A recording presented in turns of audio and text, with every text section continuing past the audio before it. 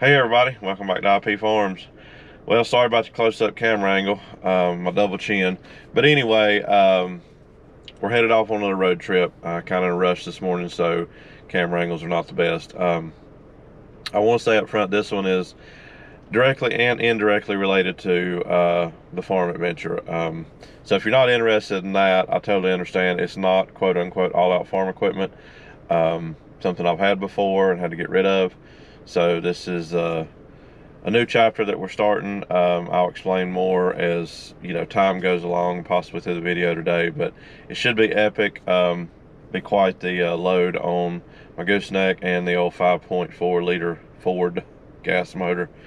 I hope this will be one of the last few times that we're stuck in that corner, if you know what I mean. So stay tuned, bring you along as much as I can, see what we can get into.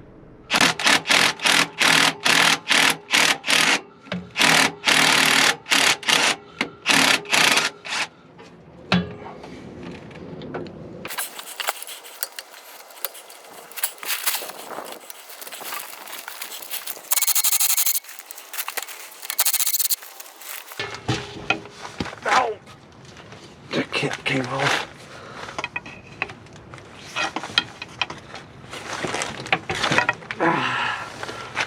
All right, come on down with it. Yeah. Come on. All right.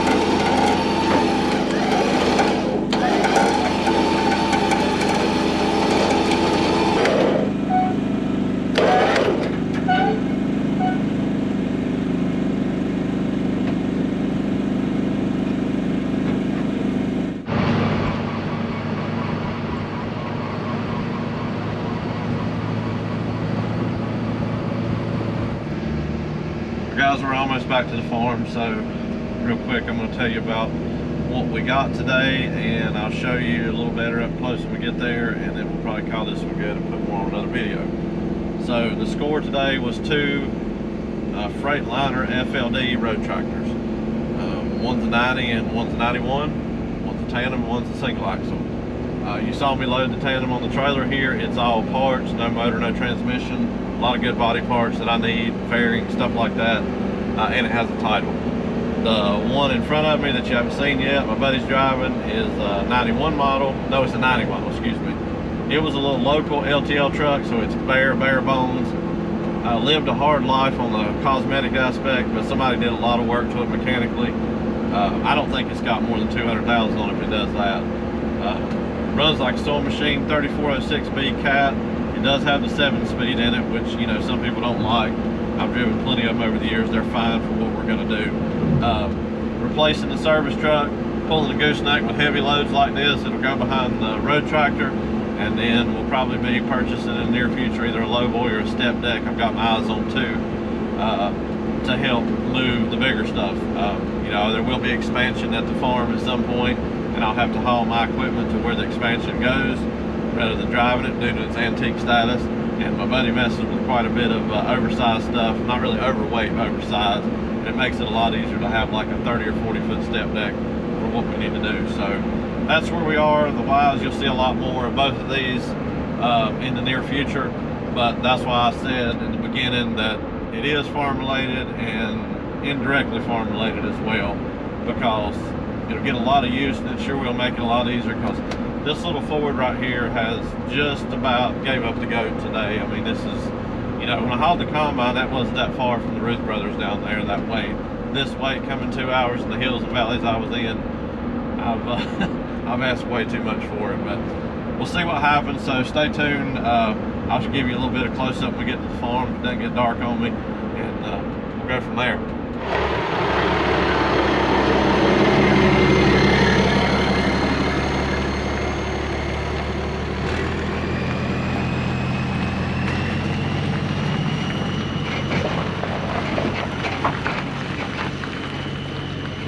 Don't laugh too hard. There she is. Made it home safe. Pretty good trip out, actually. Had to stop and take the muffler apart there. Got one of those on the other trucks in good shape, shorter stack. Brand new mud flaps off the other one. This side fairing is good on the other one. Hood, have to do a little fiberglass work up top, and some clearance lights, switch those over, and the air horn. But all in all, pennies on the dollar. Can't beat it for what I've got in them both. Run like a sewing machine, no problem at all. Coming home, fuel sipper. So we'll see what happens. Take you around here and show you the other one loaded on the trailer complete, and then we'll call it good.